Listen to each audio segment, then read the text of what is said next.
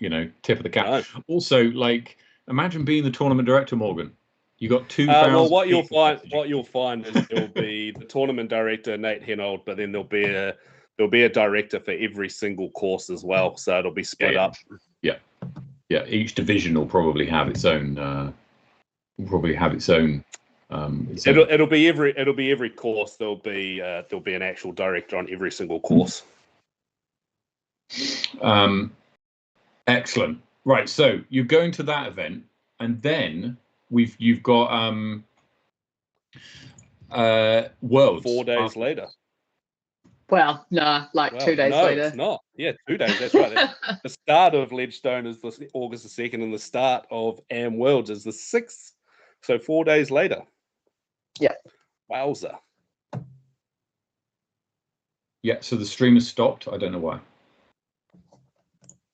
We're back. Oh, okay. Okay, I don't know sure where we got to or what was the last chat. Help us out. Apologies. No, hold on. There's only 2 people watching. 10 people watching. Chat, we apologize. We're coming back. We were just talking to no one. Let us know where did we get to? What were we talking to Michaela about? Was I still freaking out of the number of people in these divisions, or have we started to move on? Sorry, Michaela. You're good. FA40 numbers was FA40 numbers. Oh yeah, we've had a wee bit of a chat since then. We were talking a little bit about Calvin Cummings. 18 people. FA40 numbers were low. So anyway, let's just whilst people are rejoining the stream there. You don't have too much time between Worlds and and Ledgestone, eh? No. Because when I saw these dates and I was putting them together, I was like, hold it. You've got one event that finishes, and then I knew obviously Worlds normally starts like a few days before the weekend, right? It normally starts on like a Tuesday or something. Yeah. Is that right? So Ledgestone finishes on a Sunday, and we are driving after Ledgestone finishes to Michigan, to Grand Rapids, and then we've got 1 day to see if we can play 1 or 2 courses, because Worlds is at 3 courses, and then it starts the next day. It starts on the Tuesday. No time. So how far is the drive? Have you got is it a long one? It's like 4 hours. Oh, okay. All right. So that's not too bad then, eh?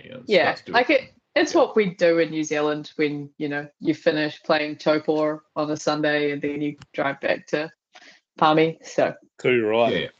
Too right. Well practiced. And hopefully it's all on like freeways. So who's driving? Sorry, Matt. All of us will be. There's 3 of us. Yeah. When you come off the course, just make your worst half drive. Sorry, I nearly said that. I was going to be rude. Yeah, he's got a hard job. He's got a caddy for me and then drive. So that's good. That's good. He's in the support role. I love it. And then you're playing in FA1 in Amateur Worlds. There's 400 odd players playing in that division, so that's going to be a crazy ride as well. What's your goals for the tournaments? What are you going in with any kind of targets in mind, or is it an experience? It's just go in, fully enjoy it, take it all in. What's your well, I particularly for Worlds, like there's a cut, so they cut 75% of the field for the last day. So obviously to make playing that last day.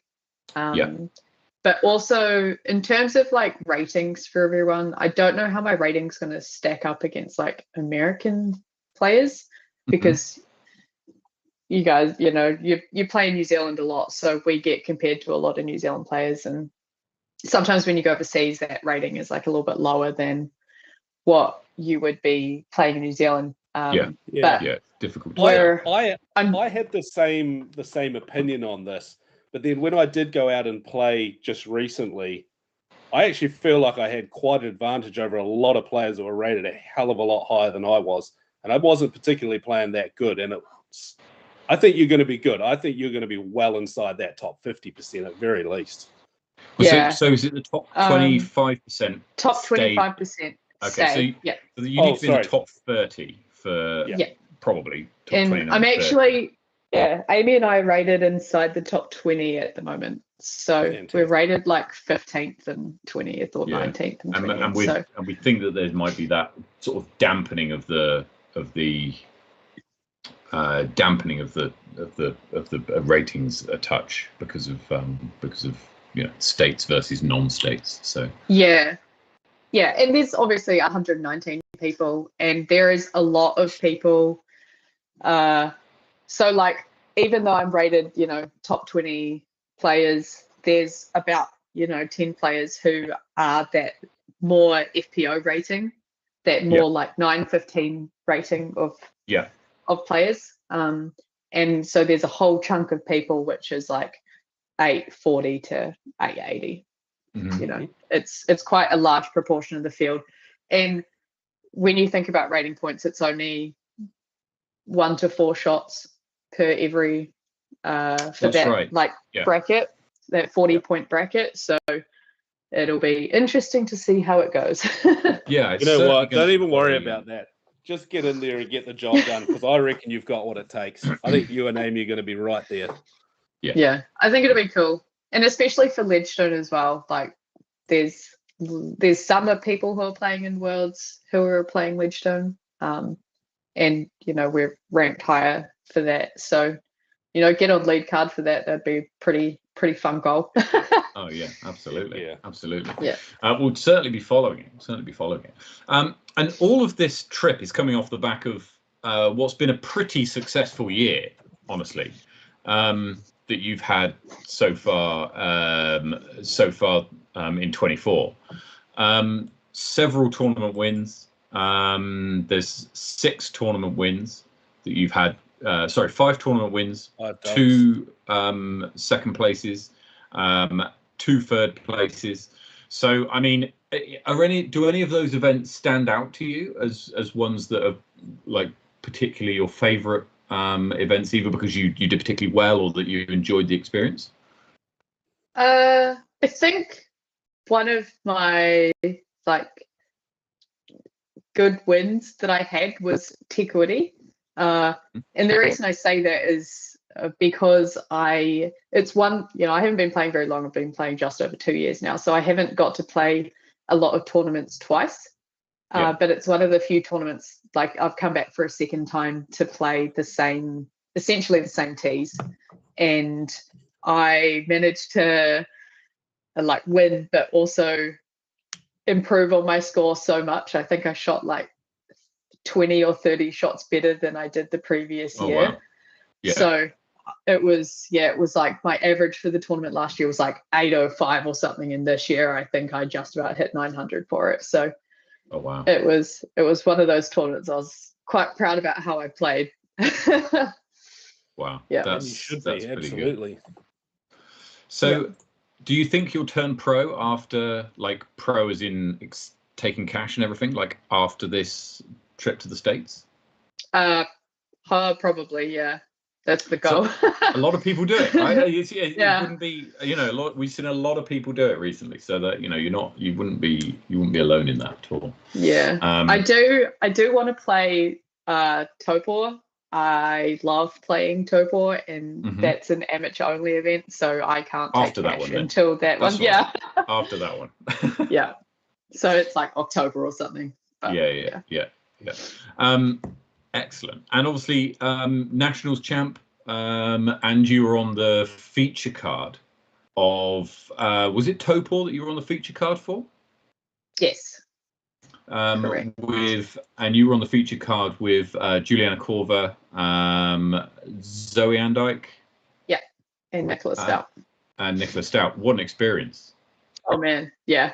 I have never been filmed before, and that was the first time that I'd ever been on a filmed card, and I do not remember that first round.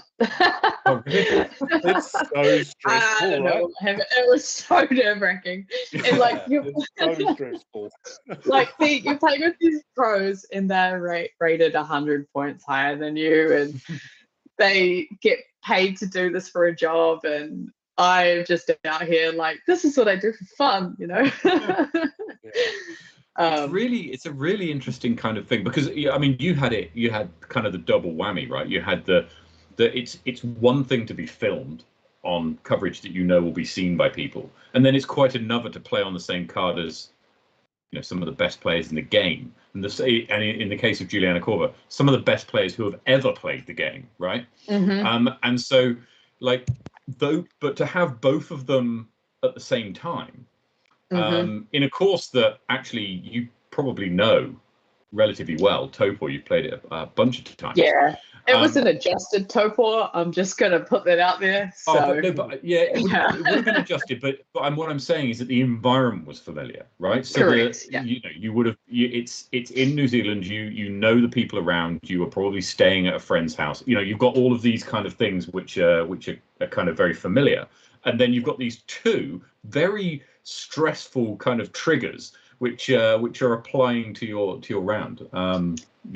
Crazy. It was, I genuinely don't remember like what I threw. I knew I did not play very well, and there was 5 of us in the division, so I ended up not being filmed for the second day.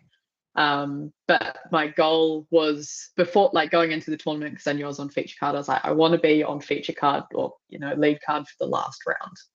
Like that will be my goal for the tournament. So I managed to do that, and I had a much better round. But and it doesn't really matter, because if you if you can't remember what happened, it's always on YouTube, and so it's not yet. if you want to be reminded, then yeah. Your second round at Topor was, as you say, was much better. It ended up being my second highest rated round ever, so I was not too mad about it. That's fantastic. Yeah. Michaela, before Matt takes us over into Desert Island Disc Golf, I actually just wanted to ask you about your hoodie, and I believe that's Hyzerflight. Correct. Yeah, tell us a wee bit about Hyzerflight, because they're one of your sponsors, right? Yes, my only sponsor. But yeah, they are a disc and apparel company from Australia. They run Oz Discs as well, and they have a very cool team of players who they sponsor and promote from all different from America, Australia, and New Zealand. So wicked. How good. Who else from New Zealand's on the team? Sorry for not knowing. There is no one. Soul Ranger, you got this. Representing. I love it. Absolutely. They're giving you some pretty sweet kit, honestly. I don't know if that's kit that they've given you or kit that you've customized with their branding, but either way, it looks awesome. Yeah, so they're like apparel, so they have given that to me or sponsored that to me. And it's all available for everyone to purchase as well. It just doesn't say like team on it. You just get the cool logo. Yeah, sick. Love it. Thank you very much. Maddie, are we going to hit up some Desert Island Disc Golf once we're not Skype faces anymore? Yeah, we are. I've got producer Tom, fever ground trying to fix our cameras. I think Tom's gone on Smoko. Yes, for Smoko, not for Skype. But we are. Thank you, chat, for bearing with us whilst we get through these. As you know, we are trying new technologies out, and so we're trying to make the best of it at this point. We are going to jump into depth because I think we're back now. Now, Michaela, Desert Island Disc Golf works as follows, and here's the premise for anybody who hasn't come across this before. Michaela is stranded on a desert island. Now, fortunately, there is a disc golf course on this desert island, and she has been stranded with 3 of her favorite discs and 3 of her favorite card mates. Now, these card mates can be real or imaginary. They can be family members, or they can be seasoned pros. They can be anyone she wants. Okay, so Michaela, what are you taking to your desert island? What are your 3 discs that you're taking? And if you've got them there to share, then even better. I didn't realize they were my favorite discs. I was preparing for like a course round situation. Look, we're ready for Worlds already. Just that mindset is what it's about. So, okay, what are you taking as your 3 discs? I mean, the fact that you could choose which discs you were stranded with is perhaps a little bit far-fetched, but bear with us. Yeah. You can choose three of your favorite discs. What are they? So if anyone has you'll know that I throw an Athena very frequently. That is one of my picks. It's very good for forehand and backhand.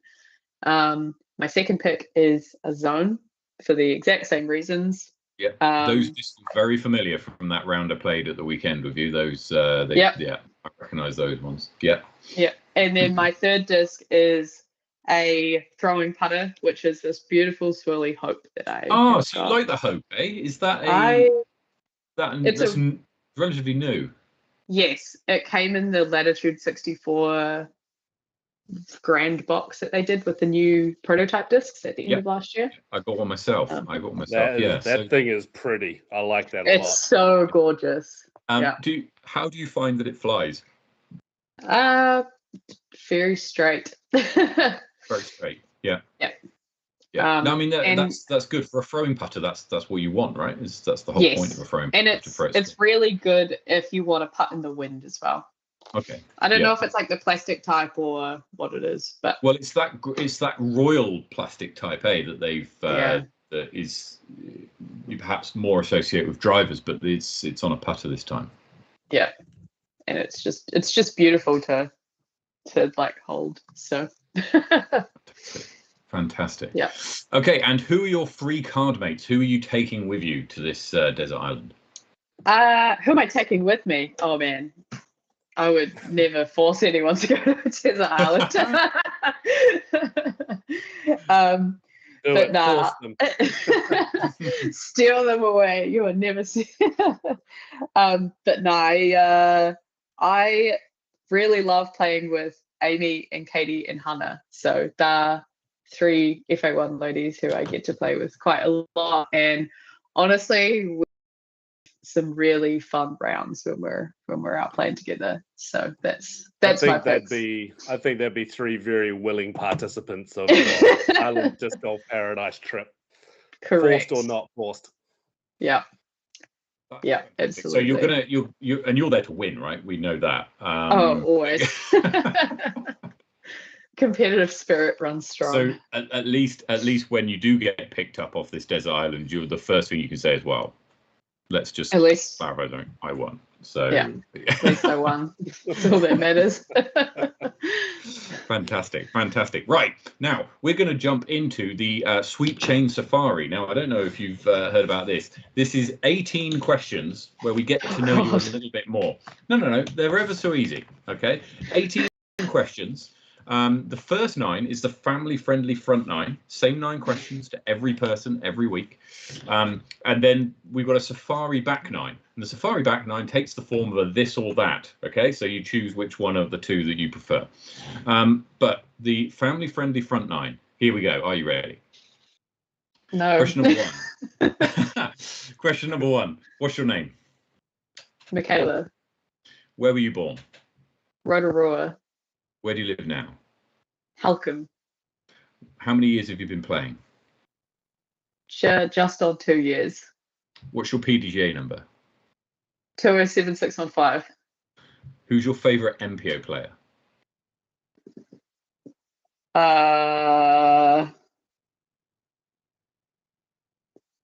Simon. Your favourite disc? A Grace. Your favourite course? Makaripi, the Redwoods course. And finally, your favourite PO player? Holland Hanley. Fantastic. Morgan, take us through the back nine. All right, back nine, Michaela. Nice and easy now. We're going to start off. You a forehand or backhand dominant player? I am a backhand dominant player. Backhand, nice one. Long open courses or tight wooded courses? Long open courses. Open, okay. Now, you did just mention Holland Hanley, but my question for you right now, out of the GOATs, in my personal opinion, for the ladies, Kristen Tatar or Paige Pierce? Kristen Tatar. Controversial opinion. Perhaps controversial. Are you a one-sport athlete or multi-sport? Multi-sport. Okay, then hiking or cycling? Oh. Like overnight tramping. Is that overnight tramping? I'll allow it. I'll allow it. Thank you. Now, you said you were born in Rota Vegas, right? Correct. Did you grow up in Nelson? Yes. Okay, so Nelson or Halcombe? Nelson. What's better? Nelson? Okay. Yeah, that was a quick answer. Just wasn't it? I've seen somewhere in social media that you like a cheeky beer here and there. Are you what do you prefer, a stout or a sour? A sour. Yeah, me too. Good shout. Would you rather hold the tea all round or mix it up so you're getting some good wind reads throughout? Always mix it up. I hate being the wind read. You're losing strokes on people. Exactly. Yeah, correct. And probably a real nice, easy one. Would you rather win every New Zealand disc golf event in a calendar year or win this upcoming? What a question. Worlds. It's not even a hard question. No, it's not, because you have got through the 18-hole challenge that we've set forth for you, and you are going to win the AM World Championships. You got this. Fantastic. Michaela, that was a lot of fun. Thank you so much for joining us this evening, and very best of luck with your upcoming trip. Enjoy it. Have a great time. We'll be following your progress, both you and Amy, at Ledgestone and at Worlds, and we wish you the very best of luck. Thank you very much for having me. Thanks, Michaela. All right, have a good one. Right. So I think, Morgan, we just got a couple of things to. We've got. Oh, Michaela, you're still with. Oh no, you're not. Oh, there we are. We've still got you, Michaela. We're back. Right. I think we've. Yeah, let's move on. Right, Morgan, absolutely fantastic chat. Really looking forward to seeing how Michaela gets on at Worlds and at Ledgestone. Yeah, 100%. How about those numbers, man? Over 2,000 players in that one event. That is just wild. That's just ridiculous. Wild. After we finish the show tonight, I'm actually going to do a little digging because I really want to know the 10 courses that they're playing. Yeah. I mean that's just crazy.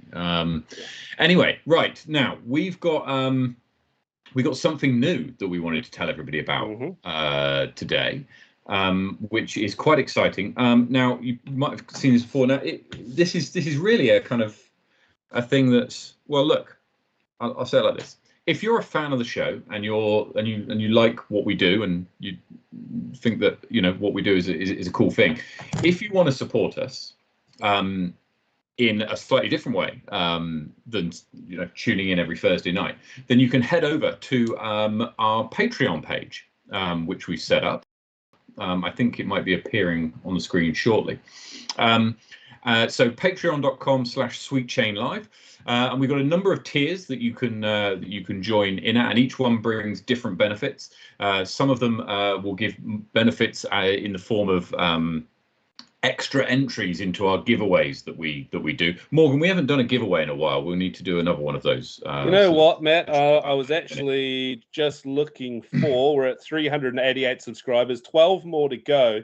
We've been having a wee bit of a chat throughout the week about how we're going to drag in a few more numbers to the show. Geez, I feel like I'm a little bit premature with this one. Can can we just take the moment right now just to even bring up next week's guest now that we've just finished with Michaela? We can in a minute. We can in a minute. We'll get onto that in a second if I may. Yeah, kind of thought it might mix in, but yeah, you carry on.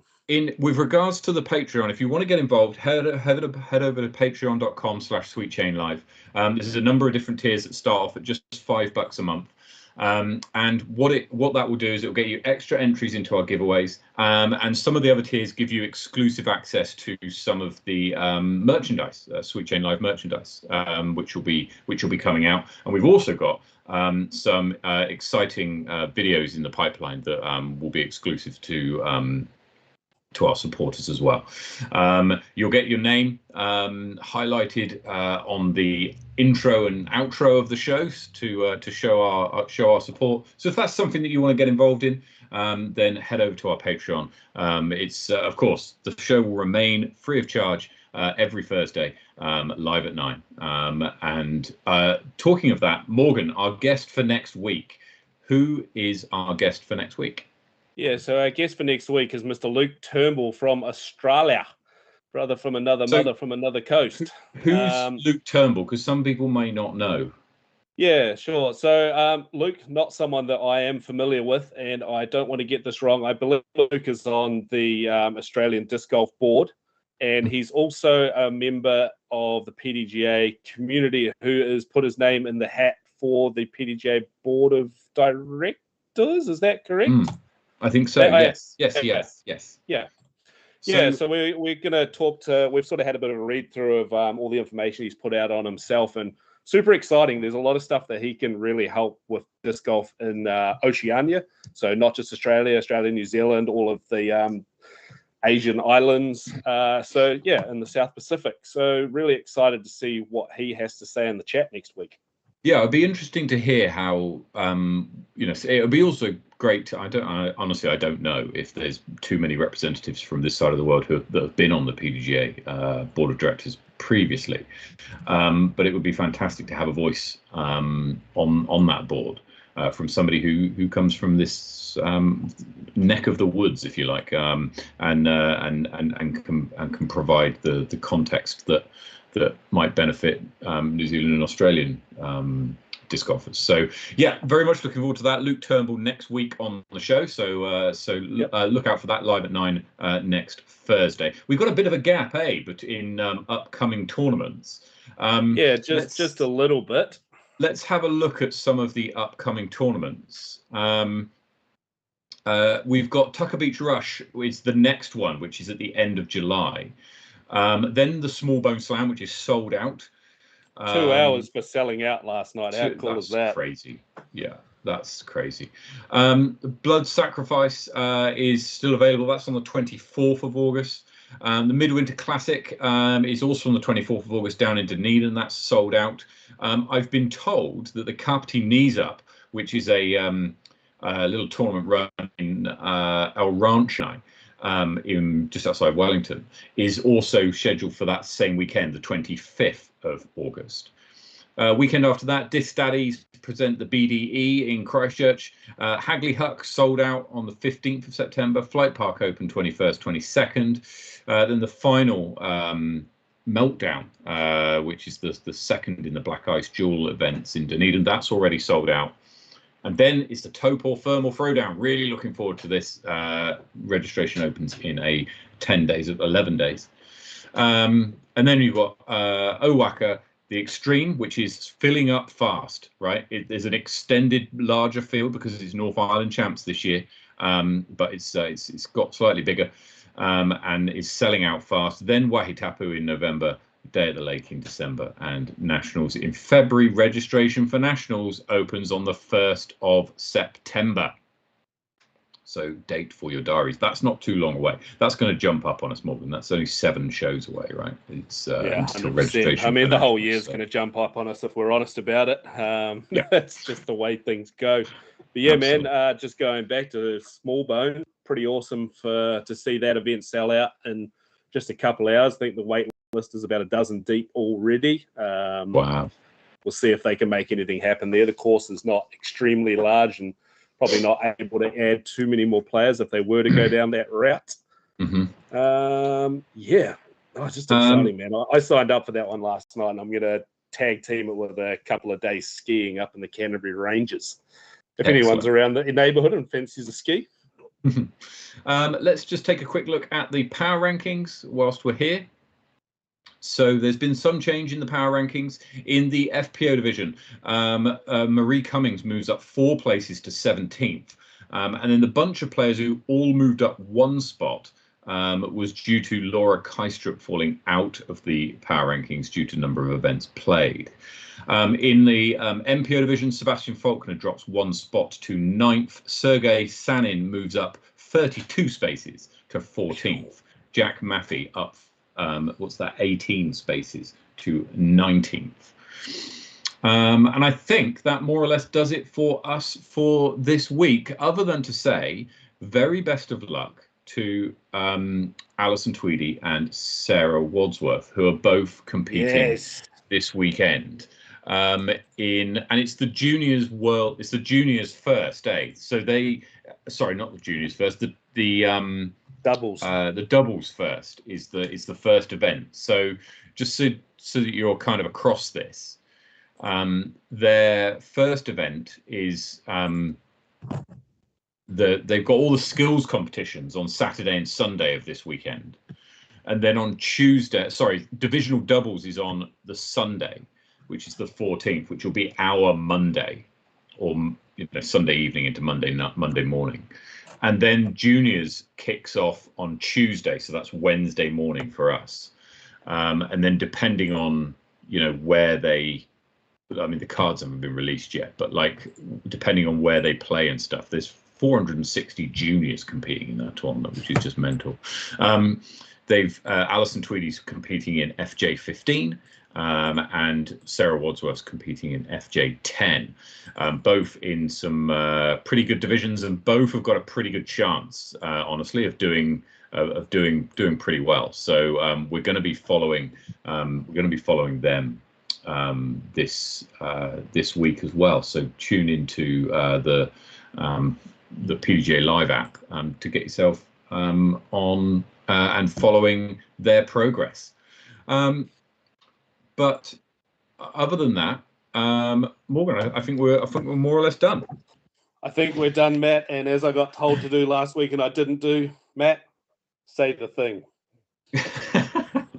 Well, look, very best of luck to Alison and Sarah, as I said, and very best of luck to me playing ARM this weekend, trying to protect my 15 tag. Wherever you're playing disc golf, take it easy, play well, get some birdies, and we'll see you next week. Cheers.